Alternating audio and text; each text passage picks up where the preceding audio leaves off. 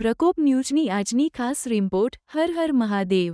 આજે સમગ્ર ભારતભરમાં મહાશિવરાત્રિની ભવ્ય ઉજવણી થઈ રહી છે અને છોટાઉદેપુરના ઓરસંગ કિનારે સ્થિત પૌરાણિક શ્રી જગન્નાથ મહાદેવ મંદિર શિવભક્તિના નાદથી ગુંજી ઉઠ્યું છે।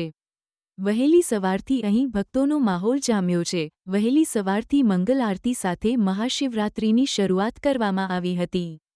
શ્રી મહાદેવજીને દૂધ, દહીં, પંચામૃત અને વિવિધ કઠોળનો મહાઅભિષેક કરવામાં આવ્યો। અનંતકાળ સુધી શિવ દર્શનનો લાભ લેવા ભાવિક ભક્તો ઉમટી પડ્યા। આજરોજ સાંજે મહાકાલ મહાદેવની ભવ્ય મહાઆરતી કરવામાં આવી।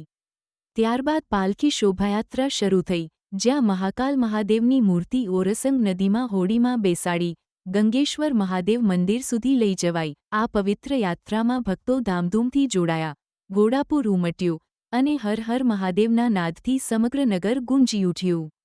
ભક્તો શિવ તત્કા અને પૂજનમાં મગ્ન રહ્યા। મહાશિવરાત્રિના પાવન દિવસે ઓરસંગ નદીના વિશાળ પટમાં ભવ્ય મેળો ભરાયો છે, જ્યાં ભક્તો ભાવવિભોર થઈને સંકીર્તન અને પૂજનમાં જોડાયા। સમગ્ર મેળામાં માનવ મહેરામણ જોવા મળ્યું। જગન્નાથ ભક્ત મંડળ સેવા સમિતિના જણાવ્યા મુજબ શોભાયાત્રા નગરમાં પરત આવશે અને પછી મહાપ્રસાદ વિતરણનો કાર્યક્રમ રહેશે। આ શુભ પ્રસંગે મહંત શ્રી 1008 શ્રી શ્યામદાસજી મહારાજે ભક્તોને આશીર્વાદ આપીને સૌનો આભાર માન્યો। છોટાઉદેપુરમાં માત્ર જગન્નાથ મહાદેવ મંદિર જ નહીં, પરંતુ સિદ્ધિવિનાયક મંદિરમાં કાશી વિશ્વનાથ મહાદેવ મંદિર અને પુનિયાવાડ મહાદેવ મંદિર પર પણ ભક્તોની ભીડ ઉમટી છે। આજનો પાવન મહાશિવરાત્રિ ઉત્સવ ભક્તિ અને શ્રદ્ધાથી ભરેલો રહ્યો। શ્રદ્ધાળુઓએ મહાદેવની કૃપા પ્રાપ્ત કરી અને ભોળાનાથના આશીર્વાદથી ધન્ય બન્યા।